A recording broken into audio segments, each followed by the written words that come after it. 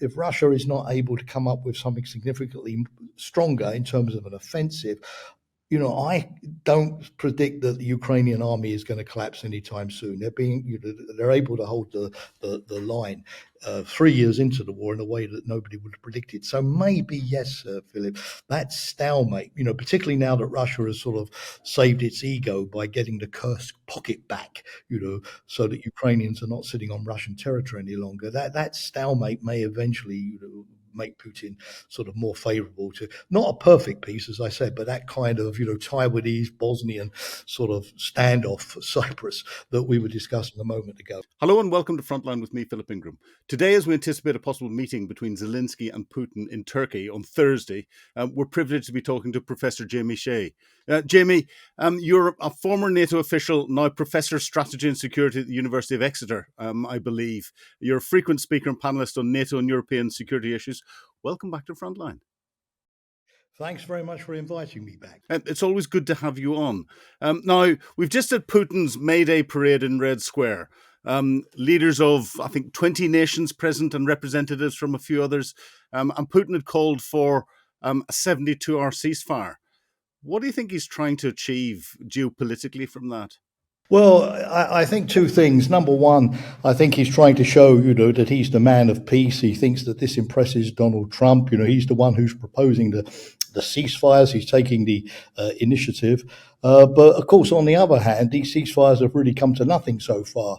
We had an Easter ceasefire decreed by Putin, but it was violated several times, and Russia didn't stop its missile attacks. Of course, it's easy for Russians to blame Ukraine for breaking the ceasefire and vice versa, but it's certainly wasn't a ceasefire.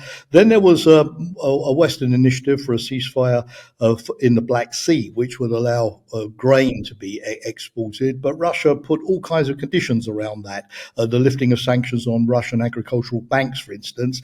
The EU wasn't willing to lift those sanctions, even if Trump had been willing to do so. So that came to nothing. And then this VE Day, 9th of May ceasefire. Well, that was, I think, seen from the get-go as a fairly sort of cynical exercise to ensure that Ukraine wouldn't fire drones at Red Square, which it is capable of doing, Philip, as we know, while the parade was going on, which would have been a severe embarrassment, of course, to Putin with all of his guests assembled. And I think, Zelensky made the point a few days beforehand by sending drones against Moscow, which closed down the 4 Moscow airports and stranded 60,000 passengers that, Ukraine could have a nuisance value. But I think, as VE Day was being also celebrated or marked in the UK, in Western Europe, as a sort of a solemn day of commemoration for the end of World War II. I think the Ukrainians probably felt that it would have been an own goal in terms of public relations if they'd tried to disrupt the military parade. Yeah, well, it's VE Day for the Ukrainians as well. But Zelensky came in very quickly and said, no, we're not going to do 72 hours. Let's make this 30 days. Because he said we can't agree anything serious in 3, 5, or 7 days. Do you think he's right in that? You've been involved in sort of ceasefires and negotiations.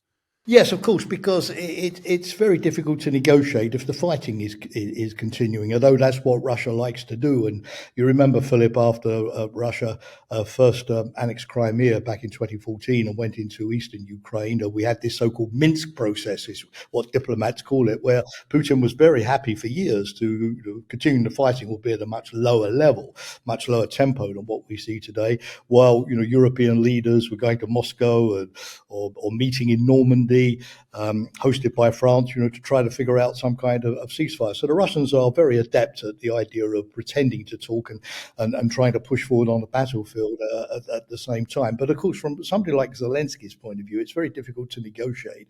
If immediately you've started, the Russians send an Oresnik ballistic missile against a shopping center in Lvov and kill 100 people with the massive sort of media impact that would have. And also Zelensky felt that this time round pushing for a minimum 30-day ceasefire before negotiating was something where he had a lot of international support. You remember he had the Europeans lined up. They were in Kiev over the weekend, Keir Starmer.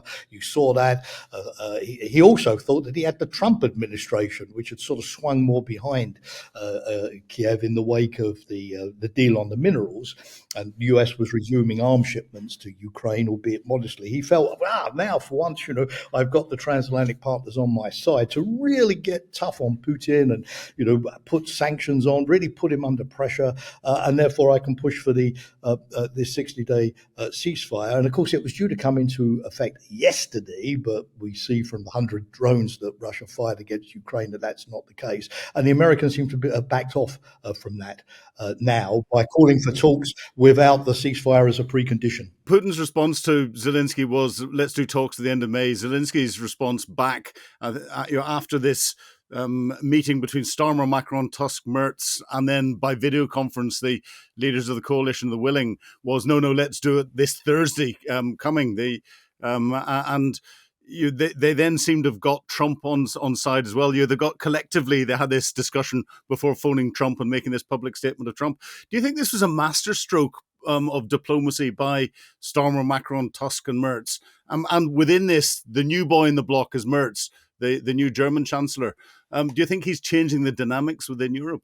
Yes, he's certainly taking a tougher line on Ukraine, a more enthusiastic line on European defence, a greater willingness to work with France on European defence than was the case with the previous coalition under Olaf Scholz. And the hope, I think, of course, in Kiev is that because he's taking a harder line, Mertz and the Conservatives will be more willing to give Ukraine these Taurus long-range cruise missiles, which the Ukrainians have been wanting for ages, and which would give them an effective conventional deep strike capability against Russian military targets. The Germans were very reluctant in the previous government to do that, and we'll see if Mertz does it. What also Mertz has said, intriguingly, Philip, is that he's no longer going to go public on which weapons Germany actually supplies to Ukraine, which suggests that he may feel that if he keeps it more secretive, he's got scope to manoeuvre in giving Ukraine more weapons. Is that him outmanoeuvring the AfD? Yeah, well, at least they're not in power, not yet. Let's see. But yes, I mean, I think the fact that Mertz is now joining the coalition, which you remember before was very much a Franco-British affair. The fact that Germany is there now, with its significant sort of military power, its military budget, its industrial capability, is important. I mean, one other thing, Philip, worth mentioning is that the companies which are moving the fastest at the moment in the defense industry, to start ramping up tank production, ammunition production, are the German companies like Rheinmetall, for example, Klaus Matte Wegmann, and so on. And if Germany is more willing to pull Ukraine into those defense contracts, for tank upgrades, for ammunition, to get those German companies to invest more in Ukraine's domestic defense industry, which is where certain European countries like Denmark are now putting the emphasis, that could be a big contribution too. So I think, yes, it certainly put more sort of vigor in the spine of the Europeans. But coming back to the first part of your question, I think probably the Europeans would have been frustrated at the end of their weekend visit to Kiev because, as I said, they thought they had Trump lined up, for heavy package of sanctions on Russia, a deadline of Monday for Putin to agree to the ceasefire. The Americans also demanding that the ceasefire should be the precondition of talks. So, Ukraine, US, Europe, for the first time in a long, long time, in alignment. And then, of course, Putin, who knows how to divide the West, he's the master at doing that, has his midnight press conference, suggests direct talks with no preconditions, i.e. no ceasefire. And Trump immediately says to Zelensky, you've got to go to Istanbul without your ceasefire. The Russian view is always, let's talk first, and maybe there'll be a ceasefire later on down the line. So I think in a way, what was looking good on Saturday, unfortunately, had been largely undone by Sunday. You're a communications professional. Vladimir Putin to have call an international press conference at midnight Moscow time, that he then starts almost 2 hours too late after what had happened with the coalition of the willing and Trump seemingly coming on side. He was clearly riled, was he not? I think so. Yes, I think he recognised exactly. He's no fool. That he saw suddenly, the Americans taking a much tougher line. He saw that, for example, the U.S. Congress, the Senate, is now preparing a package of sanctions, including Republicans, not just Democrats, which in fact suggests that the customers of Russian oil might have to pay a 500% tariff, so-called secondary sanctions, which would obliterate the Russian oil market, which they need, as you know, Philip, to fund a lot of their military operations and defense production at the moment. He saw Trump taking a much tougher line against Russia. For the first time, American diplomats were even saying that, it was a Russian aggression against Ukraine. Rather than a war that sort of came out of nowhere and in which both sides were sort of equally guilty, which had been a little bit the narrative up until then as well. And I think, yes, Putin recognized that he needed to sort of try to get Trump to swing back more towards, if not a pro-Russian position, but a more sort of neutral in the middle kind of position. And he then offered those direct talks, which he'd always been reluctant in the past to have, because he doesn't like Zelensky. He doesn't really want to negotiate with Zelensky. And of course, he wanted Ukraine to be in a situation where the talks would really be a Ukrainian surrender before Putin would turn up in person to talk to Zelensky. So yes, I think Russia was on the back foot. But Putin, as always, hopes to do something which will make Trump, take a more equidistant position, and we'll see. Of course, it's a high-stakes gamble, though, because if the talks go ahead on Thursday, whether Putin shows up or not, and Russia clearly is again making these maximalist, no compromise demands on territory, on denazification of Ukraine, demilitarization of Ukraine, NATO withdrawing its forces from Eastern Europe, and all of that kind of stuff, then Zelensky may be able to say to Trump, "Oh, you could see, it's totally impossible to negotiate with this person. He's not interested in any kind of compromise," and hope that the Americans will then swing back more behind the Ukrainians. So it's a high stakes game, I think, for both sides. But do you think Zelensky's playing this well? Because he's turned around and said he's willing for face-to-face meeting with Putin. He's very clearly said he will be there on Thursday himself, but he's also clearly said that he will only meet Putin.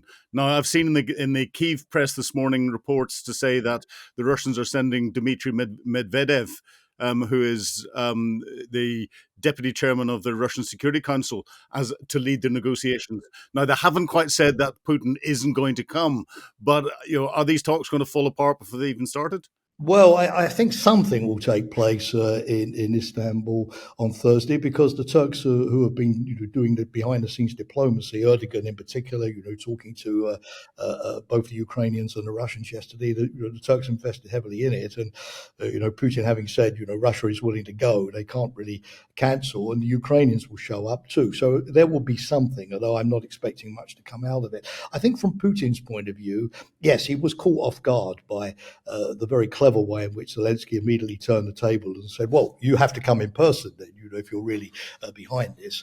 I'm going to go, so I expect you to go." Well, do you think if Trump turns up, that'll force Putin's hand as well? Well, it would, but then Putin would have to be there. I don't think Trump would turn up simply for a bunch of diplomats around the table. But so I think Zelensky was quick out of the starting blocks on that one. I mean, I think what we've had over the last couple of months is that both the Russian president and the Ukrainian president have been desperate to keep the favor of the United States, and therefore desperate to show that they're not the spoiler.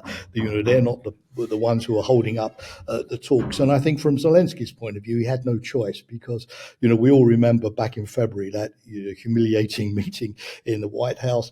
Since then, the Ukrainians have worked really hard to get back in the good favors of Trump. A good meeting in the Vatican, the minerals deal, as I've mentioned, the willingness to talk directly to the Russians, which they ruled out before because they passed a law to stop them talking directly to the Russians as long as Russia was occupying their territory. And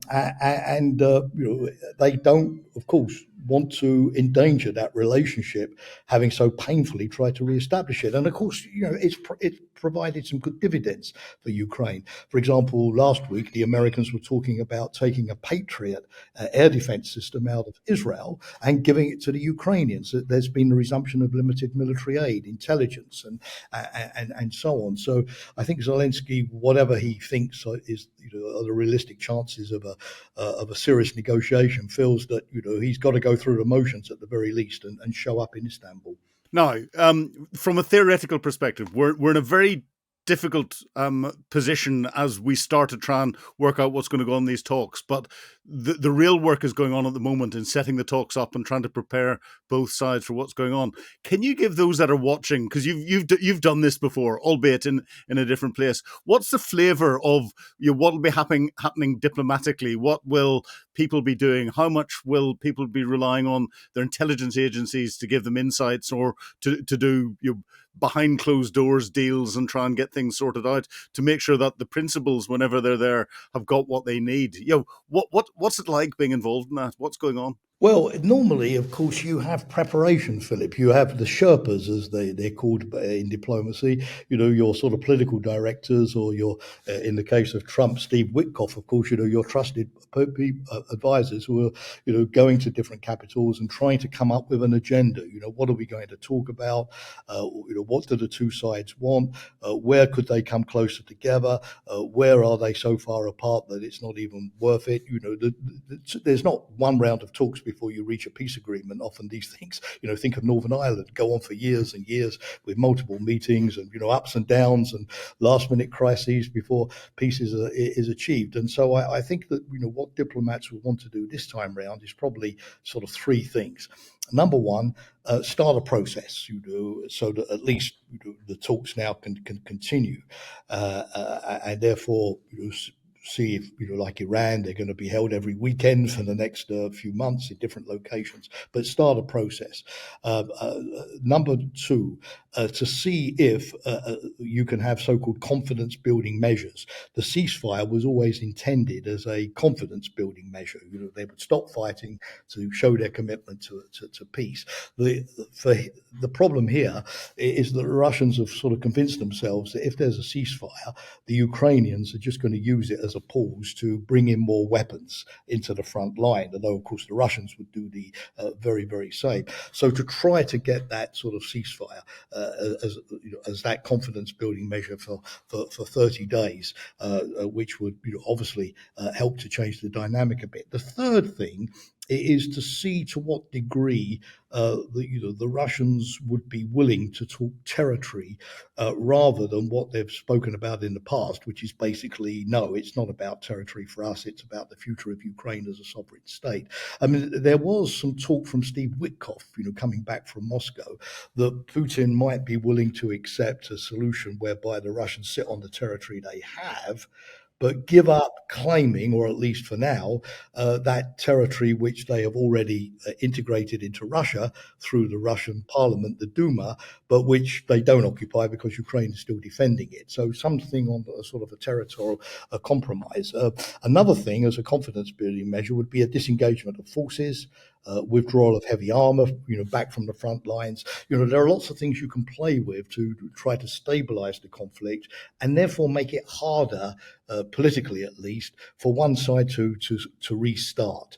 So although you call it a temporary ceasefire, because you've withdrawn weapons away, because you've withdrawn troops from front lines, because you have international observers, after the 30 days, it's very politically difficult for one side to say, oh, I'm going to then restart this. So you simply prolong the ceasefire indefinitely. This, of course, would not be ideal because it would be a frozen conflict rather than a peace solution.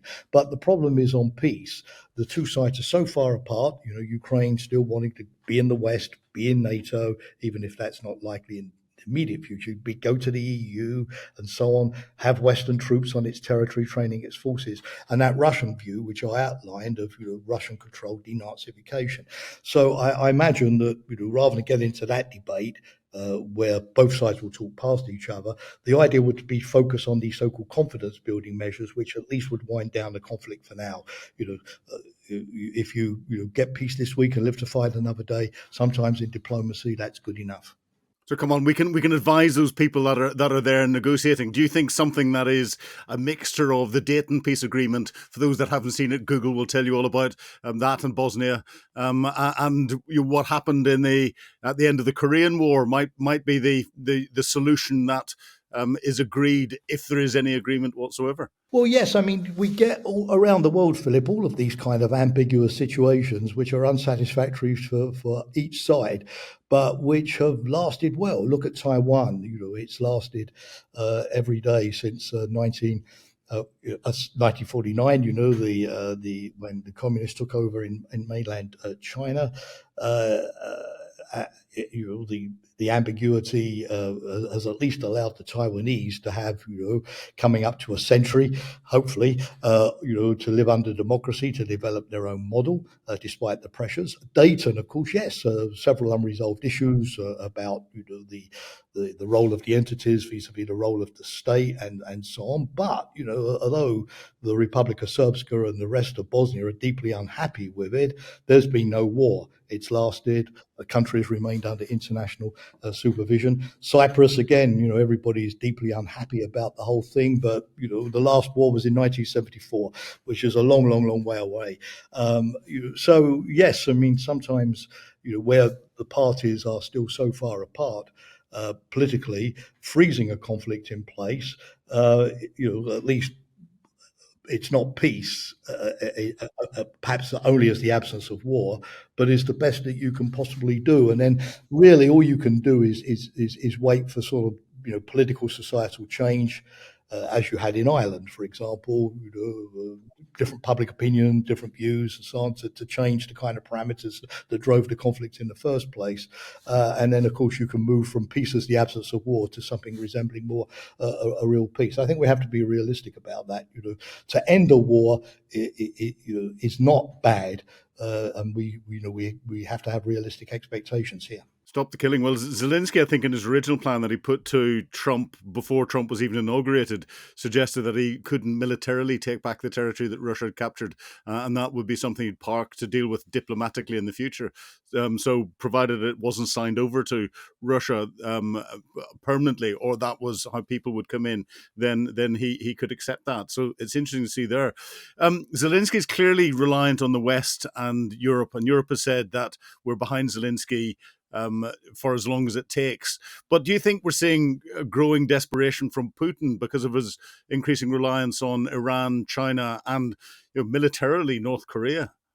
Well, so far, Putin seems to be able to keep the war going. I mean, people, I think, are quite amazed that, given the Russian losses, which the Supreme Allied Commander Europe, General Cavoli, has estimated at 860,000 dead and lots of wounded on top. I mean, these are considerable. But we see that Putin is still able to mobilize 30,000 new troops every month, although he's having to pay them more as contract soldiers. The Russian industrial production, 3,000 armored personnel carriers a year, 2,000 new tanks a year, 1,400 new Iskander missiles a year. I mean, NATO countries are quite alarmed at the way in which Putin has ramped up the production. Last week, he announced a new explosives factory was going to be constructed in the Urals. So far, there are no signs that, despite predictions of strain, that the Russian economy, Russian society are not able to continue this conflict.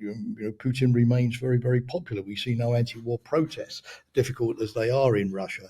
But clearly, there are two things I think which could change his calculus. One is, of course, these major sanctions on the Russian central bank assets, the oil shipments, for example, really pushing Russia back out of the banking system. They could. That's the first thing. Secondly, that a country like China, which has been backing Russia a lot with not only diplomatically but with electric components, could swing more behind a kind of European American stance of we now want peace and putting more pressure on Putin. For example, withdrawing some of that financial aid if Putin's not negotiating seriously. It's quite interesting yesterday that the Chinese Foreign Ministry was now in stressing much more. We want an equal peace, favourable to both sides.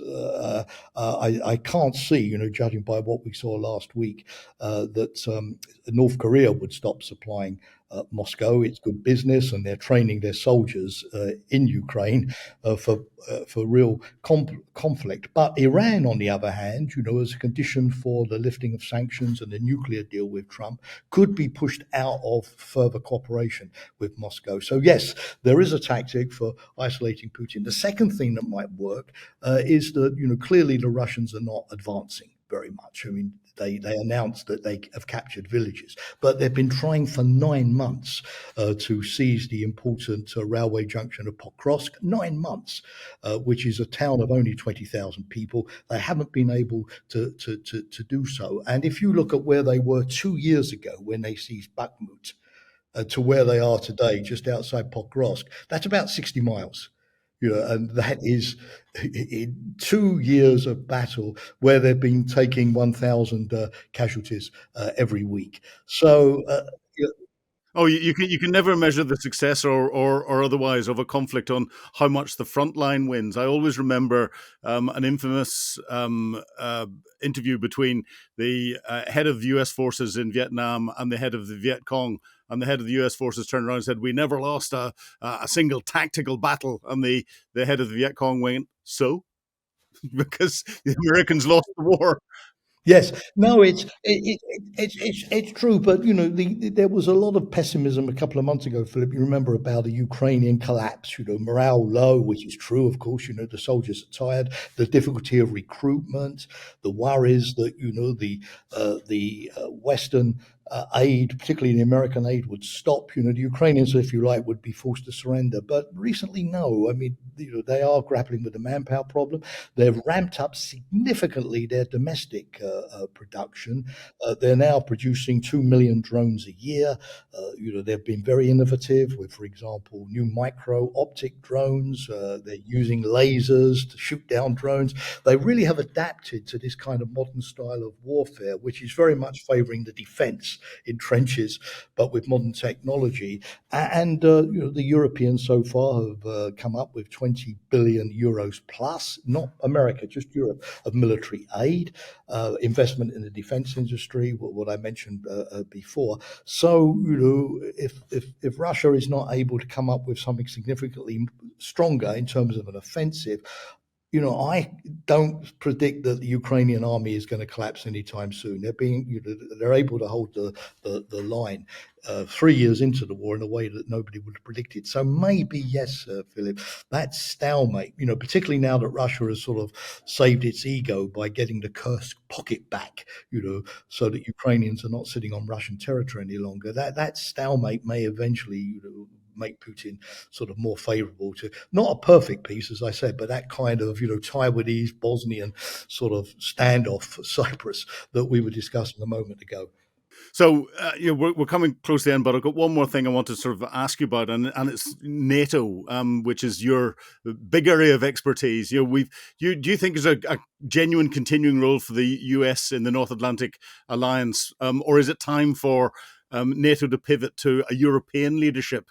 Or should the EU set up a completely separate military structure to rival NATO or complement NATO, depending on how you look at it?